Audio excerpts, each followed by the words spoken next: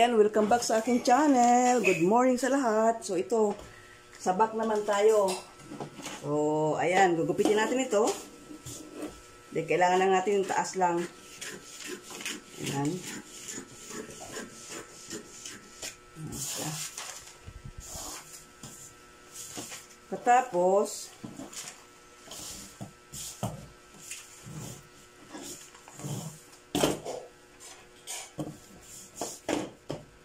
ayan, sukat tayo dito ng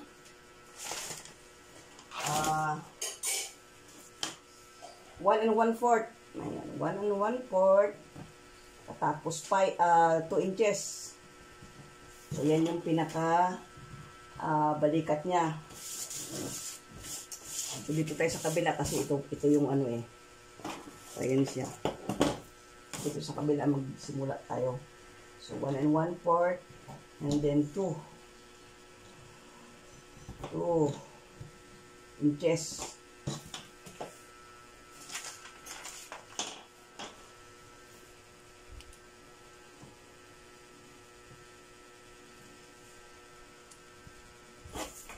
Din atin itong saraduhan. Diba, saraduhan natin yan. Itin natin to.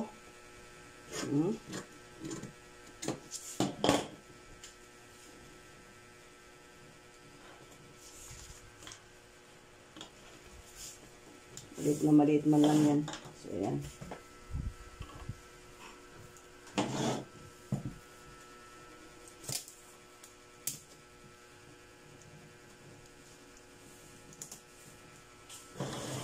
Ayan siya. Then, dito, as usual, bawas tayo ng 3/4.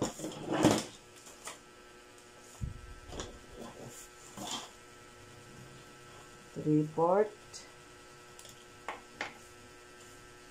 Yan dyan. 3/4 dyan. Dito din sa kabila, 3/4 din. Ayan.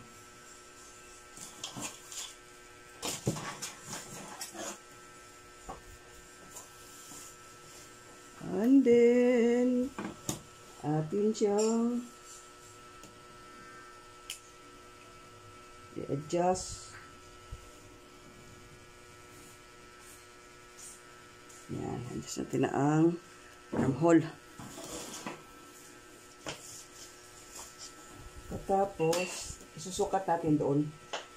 No? Sukat natin na yun. Yan siya. And then, tataas tayo dito ng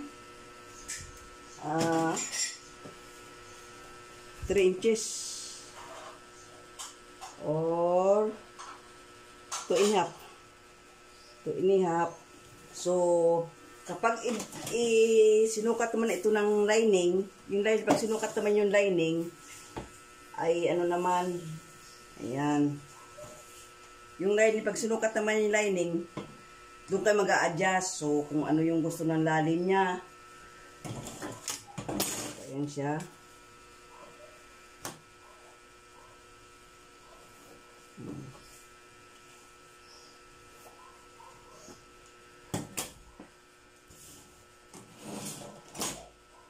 So, ayun, idiretso mo yan. And then, ayun. 1 centimeter. Ayan. So, para siya umabot doon, adjust ka dito. Ng 1/8. So, ayun siya.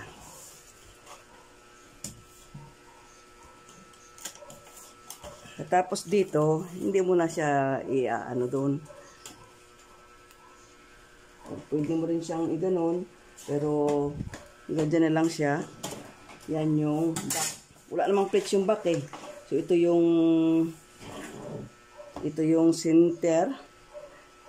So ito yung likod. Kung pag pinitig ng lining, saka na lang mag-adjust kung may bawa, meron ditong i-adjust.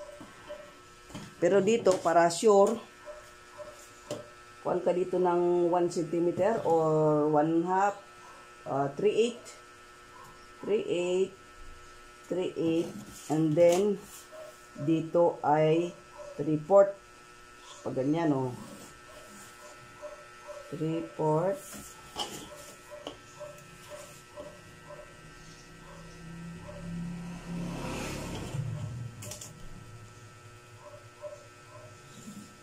So, ayan siya.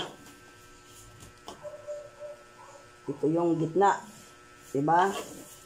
So, susukatin natin ngayon yung baywang. Ang baywang niya ay 30. So, 30 ang baywang. Ayan. 4.5. Ayan, 7. 9 3/4. So, ayan. Tama-tama. Doon tayo kukuha sa harap, no? Para hindi masyadong slant ito, i-adjust natin. So, ito ay bali 15 lang ito, ano lang siya, 14 lang. So, dito yung 1 inch. So, mag-add tayo ito ng half inch. So, i-adjust na lang natin para mas malaki ang harap. So, ayan siya. So, kailangan dito meron talaga siyang tacks para hapit sa likod, hindi nakabukol. No? Nakabukol siya. So, ayan.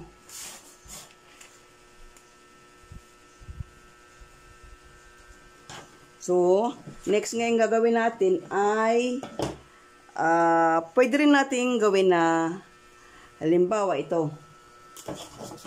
Pwede rin natin ano yan. Yan siya. Yan.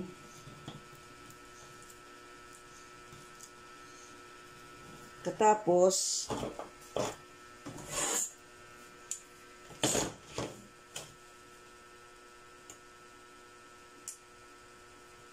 ayan siya. Dito natin ang diretso. Yan. Yun yung princess niya. Akat niya. So, ayan. And then, ayan.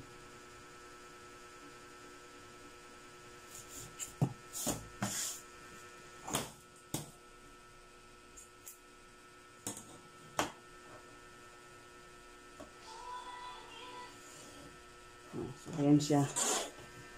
So, ito. So, ito yung pinaka-tax niya. So, yung guhit doon, mula doon. So, pag ginupit mo yan, pag ganun, dito ka mag-umpisa ito, alisin mo yan pag ginupit mo yan. So, ito ay 1, 2, 3, 4. So, gugupitin natin yan, no? Gugupitin natin para pagka ilagay natin sa o kaya sa pag-plot natin mamaya sa tela, doon na natin siya i-adjust, no? So, yan. Kaya tapos na tayo sa pagpapattern ng taas.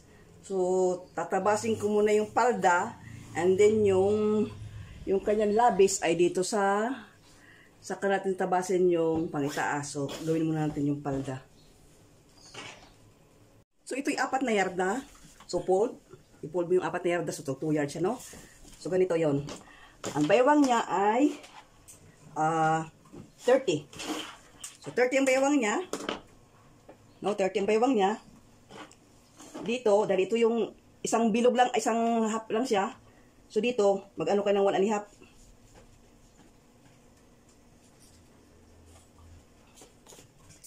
Ito yung sa zipper yan, ha? Sa zipper, 1.5. Yan.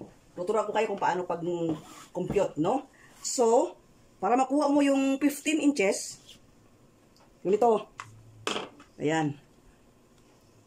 Ang waist niya ay 30 divided by 3 equals 10. Yung 10, minus mo half inch. So, 9.5. No? Magiging 9.5 siya. Minus 0.5 equals 9.5. So, ganito yun. Mula dito sa sulok, dito, ayan. Ayan. Mula dyan, sukat ka ng 9.5. Ayan, 9.5.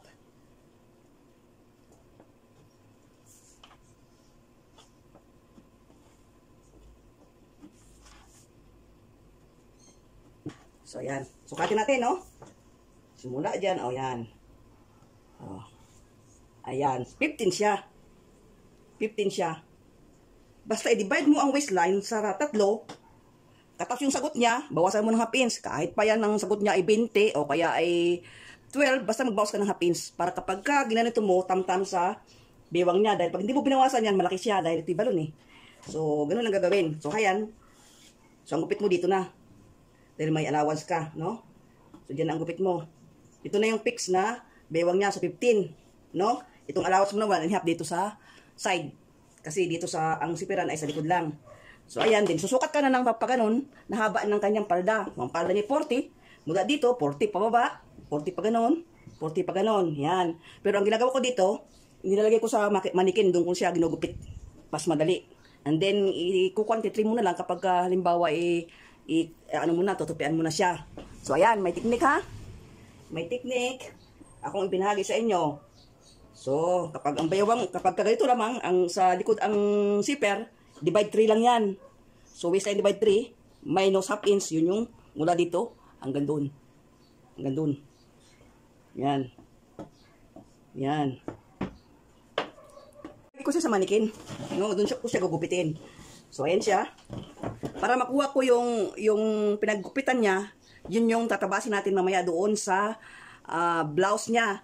So, may technique din akong tuturo sa inyo paano gupitin yung blouse na yun o tabasin dito sa tela kung paano kung saan banda para hindi magpilipit yung blouse nyo, no? Ayan. Nilagay ko sa mannequin. So, ayan siya. Kabilang side lang, tinupi ko lang siya. Hindi ko na siya binuladlad katapos yan. So, simula dito sa baywang. Ayan, hindi kita ng kwan. So, hanggang dyan sa baba. So, dapat ang baywang dun ng mannequin hanggang dito sa may paa niya ay 40. Ayan, 40. Oh. Para pag ginupit mo siyang all the way round, 40 siya. No? So, ayan siya. Ayan. So, gugupitin ko na siya.